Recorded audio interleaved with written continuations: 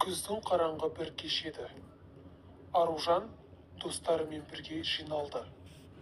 Олар қорқынышты ойындарды өте қатты жақсы көреді. Сондықтан сол түні Poppy Playtime ойынын ойнауға шешім қабылдады. Бүгін бәріміз бірге ойнаймыз, деді өзінің құрбысы Лаура. Қорықсаңдар, жарықты өшірейік, атмосфера болсын, деп бір қыз айтты. Бөлмеде тек ноутбуктың жарығы ғана жанып тұрды. Терезенің сыртында жел гуілдеп тұр. Алғашқы минуттар қызықты өтті. Ойын өте қатты қызып кетті. Ойын ішінде зауыт бос, коридорлар ұзын, қуыршақтар сөрелерде. Бірақ бәріне таныс кейіпкер Хаги-Ваги дәлізде тұрды. Ол әдеттегідей үлкен көк денесімен, жылтыр көздерімен қарап тұрды. «Мынаны қараңдаршы», деді Әсел. «Қорқынышты емес қой», деп дауыстап айтты. Бұндай қорқынышты ойыншықты өмірде де, тіпті TikTok желісінен де көргеннен кейін бұл балаларға мүлдем қорқынышты болған жоқ. Бірақ бір сәтте экран дірілдеп бұзылып кетті. Ноутбук өздігінен дыбысты өзгертті. Құлаққаптан бір түрлі ауыр дем естілді. Сөйтсе ойын ішіндегі Хаги-Ваги қызыл көзбен тура оларға қарап тұрды. Тәппір, сол ойыннан емес, өмірдегідей қарап тұрған сияқты өте қорқынышты бір аура сезілді. Экраннан кейін бір дауыс шықты. «Ты играешь со мной, теперь я играю с тобой», деп орыс тілінде айтты. Балалар бір-біріне қарап, бұл мод шығар, деп ойлады.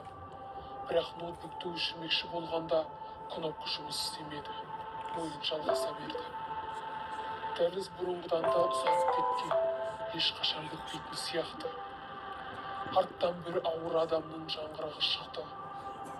«Бұл ойында ондай дыбыс жоқ қой», деді менің құрбым Лаура.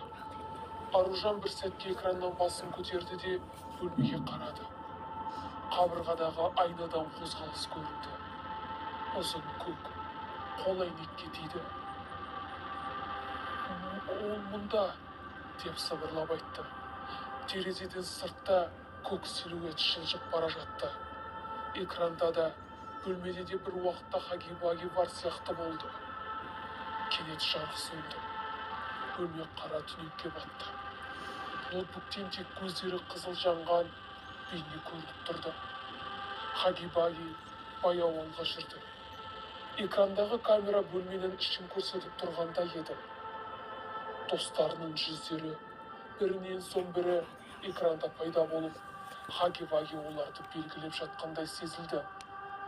«Қашайық», деді Әсел. Олар есікке жүгірді, бірақ дәліз жоқ еді. Орнына ұзын ойын зауыттың коридоры пайда болды. «Біз ойынның ішінде қалдық па?» деді Аружан дірілдеп.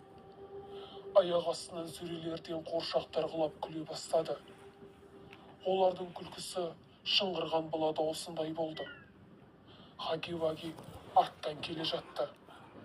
Оның қадамдары ауыр, еден дірілдеп. «Достар, жан-жаққа қашайық», деді. Данияр алға ұмтылды. Бірақ кенеттен ұзын көк қол оны ұстап, қараңғылыққа тартып әкетті. Оның айғайы естіліп, артынша үнсіздік болды. «Ол бірімізді алып кетті», деп айғайлады Лаура. Олар бұрылыста жасыл шам жанған есік көрді. Жүгіріп барып есікті ашты. Ішінде қызыл қуыршақ Поппи тұр.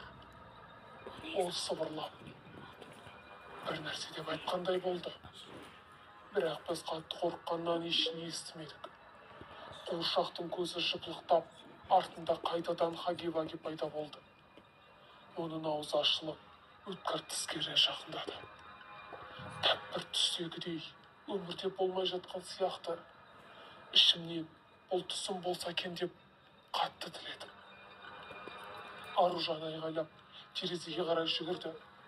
Бірақ терезенің сыртында да ешқандай қала жоқ. Сол ойындағыдай болды. Хаги-Ваги жақындап келді де оның ұзын қолымен аржағын ұстап алды. Бірақ экран осы сәтте өшіп кетті. Көзімді ашсам, үйімде жатырмын. Бірақ оянған кезде әлгі достарымның жанымда жоқ екенін сездім. Тек ноутбук қана қосылып тұр. Экранда жазу шығып тұр. Ойыншылар ойынға қосылды. Келесі кім қосылады?